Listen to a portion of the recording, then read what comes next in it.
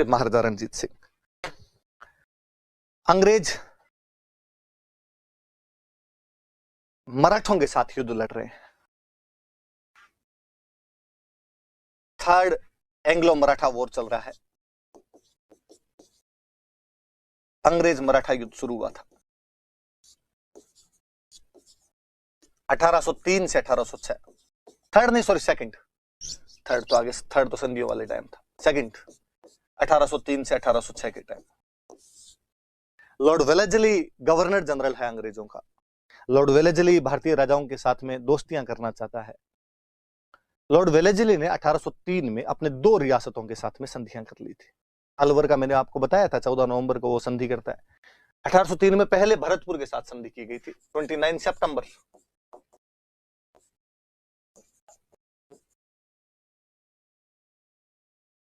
सितंबर 1803 में भरतपुर के राजा रणजीत सिंह और अंग्रेजों के बीच में संधि हो जाती है।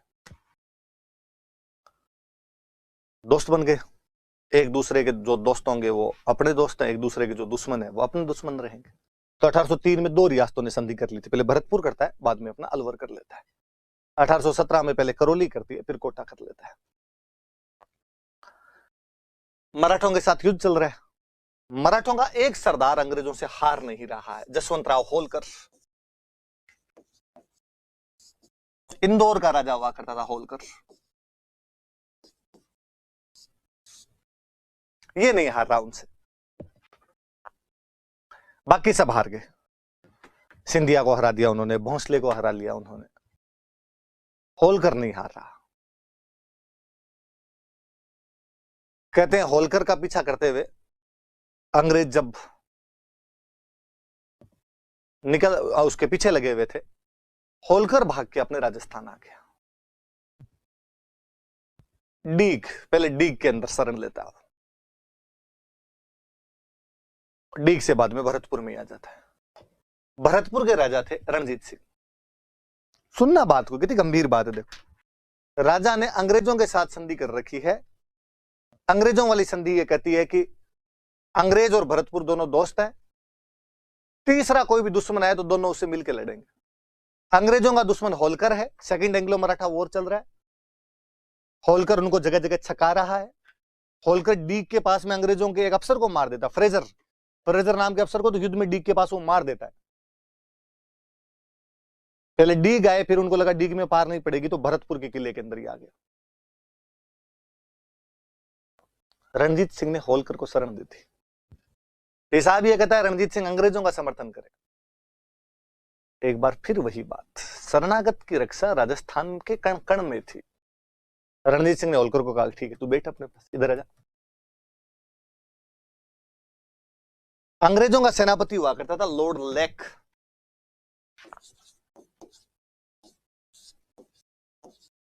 लॉर्ड लेक रणजीत सिंह के पास आया और उसने रणजीत सिंह कहा, रणजीत सिंह अपने दोस्त है यार। उसने कहा पक्के एकदम।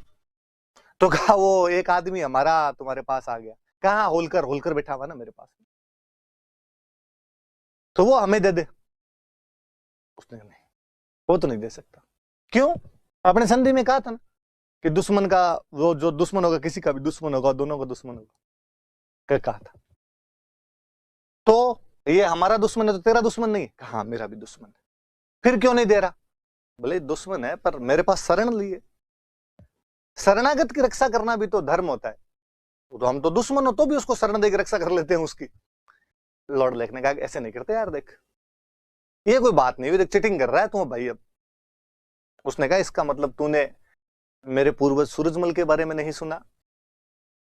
मराठे भी हमारे तो दुश्मन ही हुआ करते थे, नहीं बन रही थी, पर उनको तो 40,000 को हमने रख लिया था यहाँ पे। तूने कभी हमारे रणथंभोर के हाथी हमीर के बारे में नहीं सुना होगा, जो कट कट के मर गया था पर मोहम्मद सार के हब्रू को खिलजी को सौंपने से मना कर दिया था। फिर तो तू राजा सीवी की कहानी जो जानता है क्या है, जिन्होंने कबूतर को बचाने के लिए अपने शरीर का दान कर दिया था। लॉर्ड लेक का यार आउट ऑफ सिलेबस है, हमने तो पढ़ी नहीं थी ये कहानियां, तुम्हारे कहां लगती है? अंग्रेजों को गुस्सा है, अंग्रेजों को लगा यार अब मतलब भरतपुर वाले यूं हमारी बात नहीं मानेंगे। सुनना आगे की बात। आप लॉर्ड लेक अपने भरतपुर के किले पर 5 अटैक करता है। कितने आक्रमण? 5 आक्रमण किए थे। वो भरतपुर के किले को नहीं जीत पाया था। भरतपुर के उन बहादुरों ने अंग्रेजों की ईंट से ईंट बजाकर रख दी थी, अंग्रेजों को अंदर नहीं घुसने दिया था। फाइनली अंग्रेज संधि करने पर तैयार हो गए थे।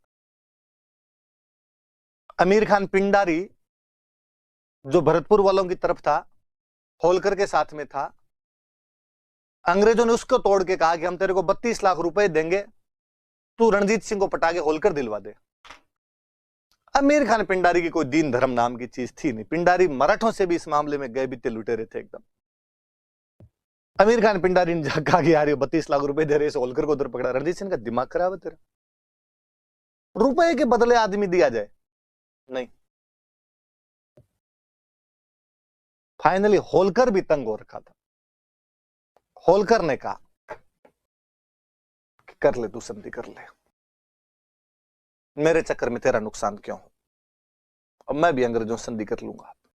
अंग्रेज होलकर से भी संधि को तैयार हो रहे थे। फिर ध्यान दीजिए बात पर, रणजीत सिंह अंग्रेजों से संधि करता है, 1805 में वापस संधि करता है उनके साथ, कहता जो टूट गई उसको जोड़ लेते हैं। पर जब तक मेरे राज्य में जसवंतराव होलकर है, इसको गिरफ्तार नहीं करोगे। ये मेरे राज्य से बाहर निकल जाए, मेरी टेरिटरी से, तब तुम्हारे जी में वैसे कर लेना।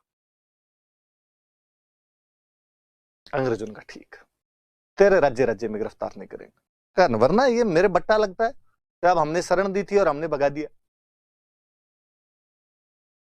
अंग्रेज हालांकि संधि बड़ी कठिन संधि करते हैं, युद्ध हर्जाना लगा देते हैं रणजीत सिंह पर। रणजीत सिंह के एक बेटे रणधीर सिंह को अपने पास रख लेते हैं अंग्रेज कि कल को तू संधि का पालन नहीं करे, तू पिछली बार भी तोड़ गया, क्या भरोसा है, इस तेरे बेटे को हमारे पास छोड़। उस व्यक्ति ने अपने बेटे को दांव पर लगाना सही समझ लिया, पर शरणागत की रक्षा से पीछे नहीं हटा। तो हमारा भरतपुर का किला जो 5 बार के आक्रमणों के बाद भी अंग्रेज उसको झुका नहीं सके थे, उसका नाम हमने लोहागढ़ कर दिया कि वो आयरन फोर्ट है, वो लोहे का गढ़ है जिसको अंग्रेज भी तोड़ नहीं पाए थे। तो याद रखे, कोई पूछे कि राजस्थान में कौन से किले को लोहागढ़ कहा जाता है, तो भरतपुर के किले को लोहागढ़ कहा जाता है। ऐसा क्यों? क्योंकि अंग्रेज अपने 5 अटैक के बाद भी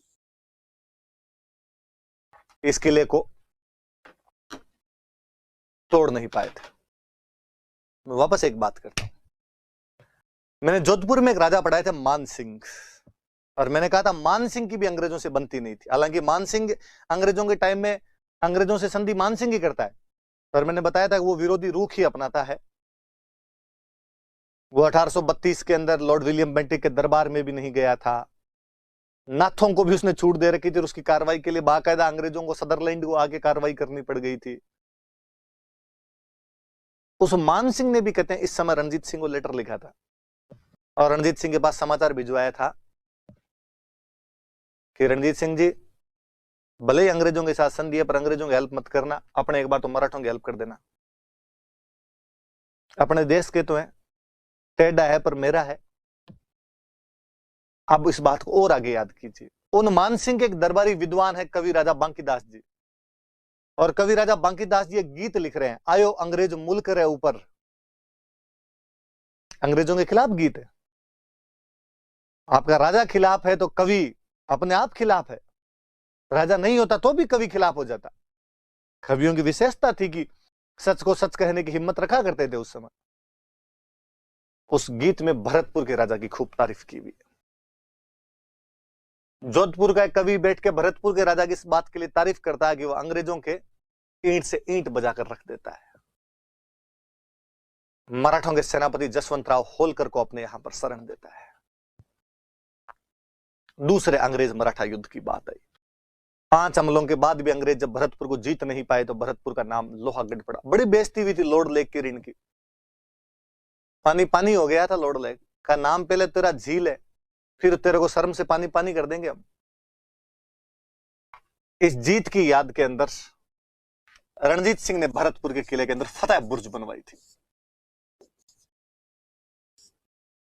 बुर्ज बनवाई एक, उसका नाम रखा गया फतेह बुर्ज। फतेह मतलब जीत। हम जीते हैं तो जीत की याद में फतेह बुर्ज का निर्माण करवाया था। ये हम भरतपुर की हिस्ट्री पढ़ रहे थे।